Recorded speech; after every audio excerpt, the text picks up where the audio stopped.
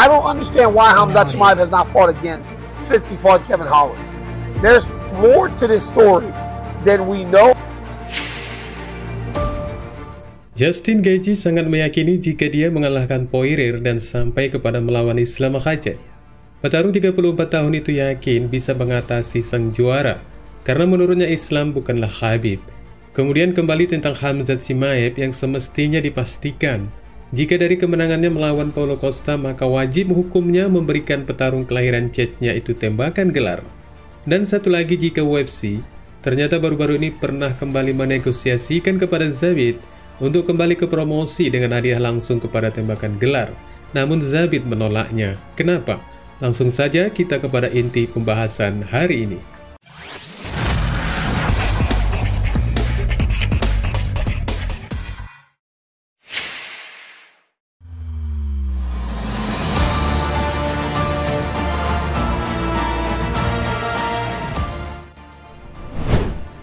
Seorang bintang MMA mengalami insiden aneh ketika akan memulai pertarungannya, Miguelito Grijalva. Sebenarnya memiliki catatan rekor yang cukup mengesankan, dengan 8 kali kemenangan dan tanpa kekalahan. Grijalva kemudian ditetapkan untuk menghadapi Martin Molinero dengan rekor 26 kemenangan dan 11 kekalahan di Fusion Fighting Championship atau WFC, yang digelar di negara Peru pada tanggal 20 Juli kemarin, melawan Grijalva dengan acara perebutan gelar di kelas bulu sebelum akhirnya pertarungan itu pun dibatalkan akibat dari bencana yang dialami petarung Ekuador tersebut. Grijalva, pesaing 22 tahun itu, memasuki oktagon dengan penuh semangat saat dia melakukan pemanasan dengan mengitari kandang. Namun tidak sampai 1 detik pertarungan itu pun akhirnya dimenangkan Molinero ketika lawannya menderita cedera yang cukup aneh. Pasalnya hal yang dilakukan Grijalva adalah sesuatu yang biasa dilakukan oleh petarung-petarung lainnya, di mana kebanyakan dari mereka akan selalu melompat-lompat menunjukkan tanda kesiapannya untuk bertarung. Akan tetapi sayangnya ketika hal itu dilakukan petarung Ekuador tersebut, hanya baru 1 kali lompatan sebelum pertarungan dimulai, Grijalva malah tidak mampu lagi menginjakkan kakinya dan mengerang kesakitan sambil mencekeram lututnya. Cedera itu pun tampak cukup mengerikan. Meskipun begitu, Grijalva tetap berusaha untuk bangkit, namun itu tidak bisa dilakukannya. Dia menyadari ada sesuatu yang salah dengan ekspresi wajah yang kontan berubah dan tertatih-tatih menuju pagar oktagon sebelum kembali jatuh ke lantai. Rekaman slow motion menunjukkan momen yang mengerikan itu di mana lutut kanannya tertekuk ke dalam mengikuti lompatannya tadi, dan akhirnya lawannya dianggap telah memenangkan pertarungan ini, dan sekaligus insiden ini menuliskan kekalahan satu-satunya dari catatan rekor Grijalva.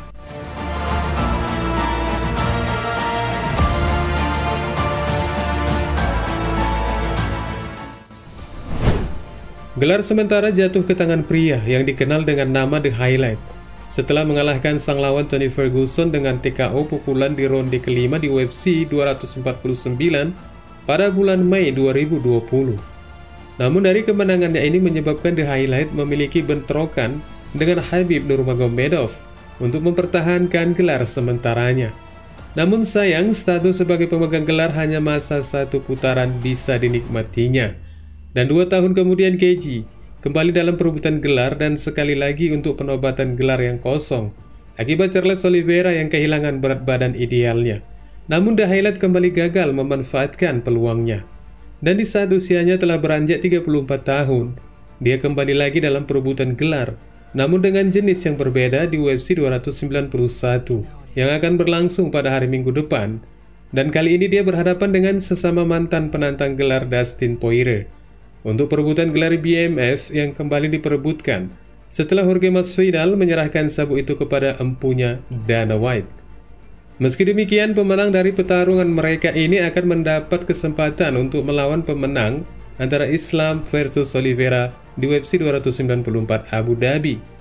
Oleh sebab itu, ada pertanyaan yang menarik, siapakah di antara mereka yang mampu melengsarkan anak asuh Khabib dengan rekor 24 kemenangan dan 1 kekalahan, rekor yang nyaris sempurna yang dimiliki Islam Makhachev. Jika kita menelusuri dari apa yang kita ketahui, maka Volkanovski lah yang lebih mengetahuinya, karena dia telah melawannya dan pertarungan itu pun sangat ketat. Aku belum pernah melawannya dan Poirier juga belum pernah. Aku kira Volkanovski adalah jawabannya untuk saat ini. Namun aku tidak sabar untuk masuk ke sana. Aku tahu dia bukan Habib dan aku ingin masuk ke sana dan membuktikannya, kata Geji ketika diwawancarai oleh MMA Shack. Dan sebagai persiapannya jelang menghadapi Poirier, Geji mengatakan bahwa dia memiliki 6 hari dalam seminggu untuk jadwal pelatihannya yang diakuinya itu sangat sulit. Namun menurutnya lagi bahwa dia harus benar-benar fokus memahami apa yang menjadi kendala ketika akan masuk ke dalam pertarungan.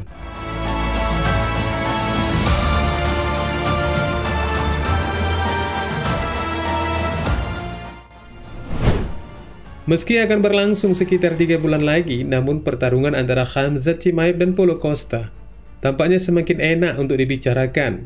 Pasalnya dari kedua pasangan ini, Costa sendiri yang saat ini masih berada di urutan pesaing peringkat ke-7 divisi kelas menengah.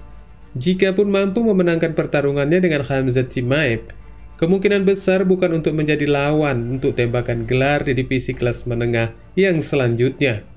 Akan tetapi bagaimana dengan Khamzat Chimaev yang sebelumnya telah mengalahkan Gilbert Burns, namun setelah itu tidak menjadi tembakan gelar di divisi kelas welter. Dan kemudian setelah mengalahkan Kevin Holland, promosi tampaknya semakin bingung kemana Khamzat akan dipergunakan. Dan untuk pertarungan yang kali ini tampaknya tidak ada pembahasan lagi. Jika Chimaev memenangkan pertarungannya melawan Paulo Costa, itu tidak bisa tidak yang berikutnya harus ketembakan gelar. Sebagaimana yang dipastikan oleh mantan juara di 2 divisi UFC Daniel Cormier ketika berbicara di channel YouTube-nya.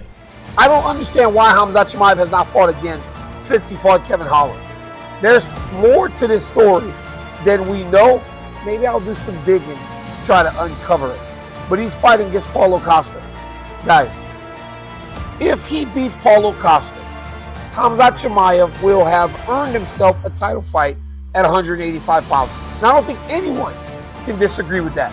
I don't believe that beating Gilbert Burns, going up and now beating Paulo Costa doesn't get you a championship opportunity. It makes you the #1 contender between Israel Adesanya and Dricus du Plessis. We thought that the Gilbert Burns fight was going to teach us a lot about Khamzat, and it did. It taught us that he's as good as they come.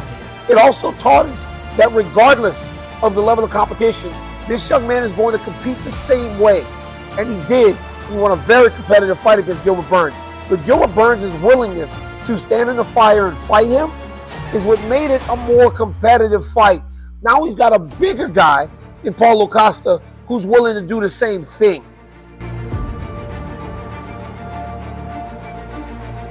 In audio. Zabit Magomedsharipov, mantan penantang kelas bulu yang membanggakan dengan rekor tak terkalahkan di bawah promosi UFC, belum kembali ke pertarungan sejak memimpin kartu UFC Fight Night Moscow pada tahun 2018.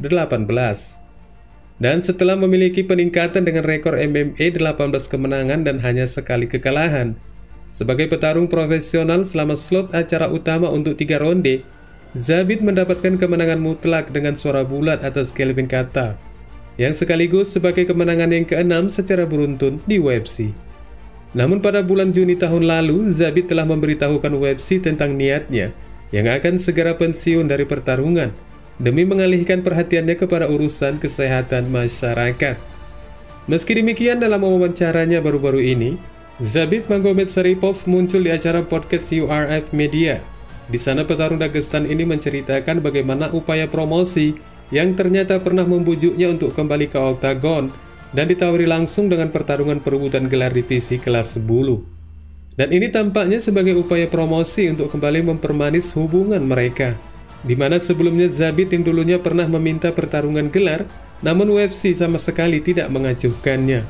Keadaan pun berbalik, dirasa memiliki sesuatu yang berarti. Akhirnya UFC mengupayakan kembalinya Zabit dengan memastikan tembakan gelar melawan Alexander Volkanovski. Namun dari hasil wawancaranya ini, Zabit mengatakan, sama saja mereka langsung datang dengan menawarkan pertarungan perebutan gelar, namun aku tetap bilang tidak. Katanya ketika ditanya apakah UFC pernah kembali berupaya untuk memintanya bertarung kembali. Meski demikian, Zabit juga mengakui jika terkadang dia merasa gatal saat menonton pertarungan MMA dan apalagi ketika berlatih dengan teman-temannya. Wassalamualaikum warahmatullahi wabarakatuh.